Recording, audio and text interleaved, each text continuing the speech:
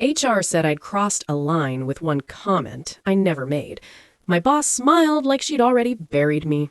Then the door opened, the CEO walked in, didn't look at her, sat beside me, and everything flipped in real time. If you like workplace revenge that hits hard and exposes how dirty power games really get, hit subscribe now, because this one spirals fast and doesn't play nice. My name's Marisol Vega, and until that Tuesday morning, I was just another operations coordinator at a national fitness equipment company. Good at my job, invisible on purpose, allergic to drama. Which is why the HR email hit me sideways. Subject: urgent, conduct review. Location: HR Conference B.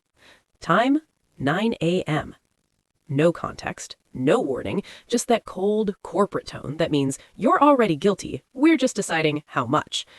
When I walked in, Denise Hallbrook, HR director, beige blazer, dead eyes, was already seated. So was my boss, Lydia Crow, legs crossed, lips curved in that fake sympathy smirk she used when she thought she'd won. "Have a seat, Marisol," Denise said, folding her hands. "We need to discuss something that came up during yesterday's vendor sync." I blinked. I barely spoke on that call. Lydia sighed like I'd disappointed her. "This isn't easy for me either." That's when Denise slid a printed page across the table. A transcript, highlighted in aggressive pink. A line attributed to me, mocking a senior executive's weight, crude as hell, nasty enough to make my stomach drop. "That wasn't me," I said immediately. "I would never say that." Denise didn't flinch. 3 people reported hearing it. The timestamp aligns with the audio-only portion when the video froze. "That's convenient," I shot back, "because I muted myself when the video dropped. I was troubleshooting." Lydia leaned forward. "Marisol, this defensiveness isn't helping." My pulse spiked. "You're accusing me of harassment based on a corrupted call and hearsay." Denise tapped the paper. "Intent aside, impact matters." Bullshit. That phrase is HR duct tape, covers every lie. "I want the recording," I said. "It's unusable," Denise replied smoothly, "which leaves witness accounts." I finally looked straight at Lydia.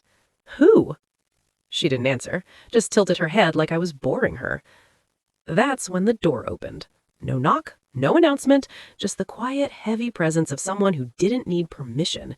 Caleb Ward, CEO.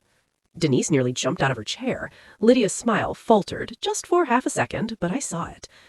"Sorry to interrupt," Caleb said, voice calm, eyes sharp, "but this meeting just took a wrong turn."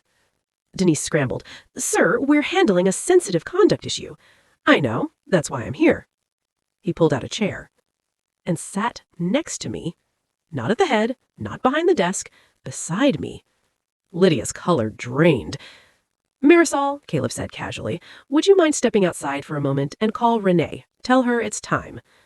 I had no idea who Renee was, but I stood up anyway, because something big was cracking. In the hallway, my hands shook as I pulled out my phone. No Renee in my contacts. Then a text popped up.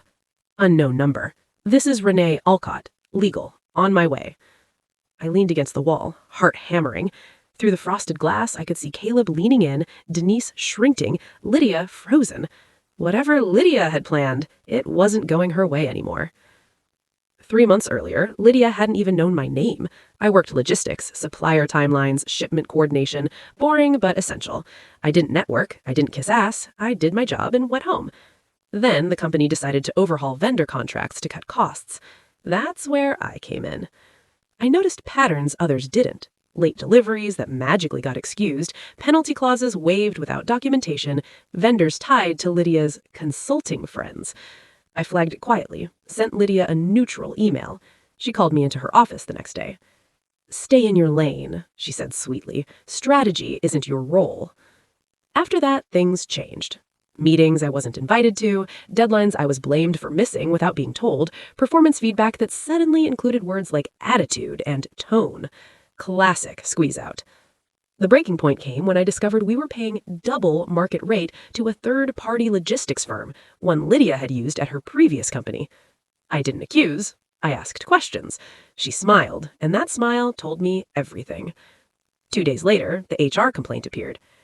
Renee arrived fast, mid-40s, sharp suit, 0 patience.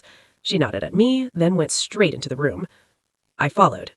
The vibe had changed completely. Caleb was standing. Denise looked like she wanted to melt into the wall. Lydia sat rigid, jaw tight. Renee dropped a folder on the table. Let's talk about fabricated misconduct reports and vendor kickbacks. Lydia shot up. This is outrageous. Renee didn't even look at her. We traced the transcript. Same formatting, same syntax errors, same anonymization software used in 2 prior internal complaints that were ruled malicious. Denise swallowed hard. Caleb finally spoke. Lydia, did you think weaponizing HR would distract from the audit? Lydia laughed, too loud. Audit? What audit? Renee slid over a spreadsheet. The one you didn't know about. Turns out, while Lydia was busy trying to crush me, someone else had been watching. Not because of me, because of money. Overbilling, vendor favoritism, side agreements disguised as process consultants.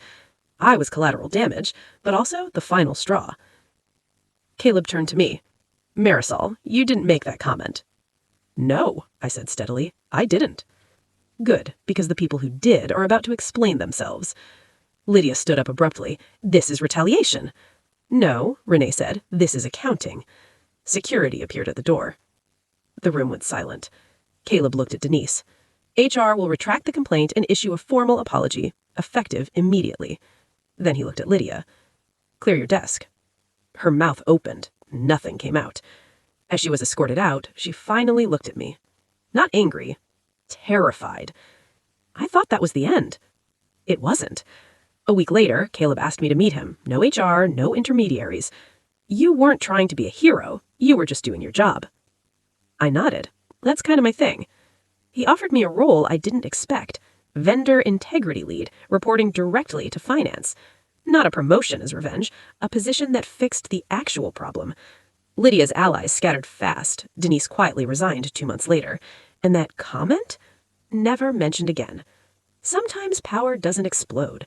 Sometimes it just walks into the room, sits down, and lets the truth suffocate the lie. And if you've ever been dragged into HR over bullshit, you already know how rare that feels.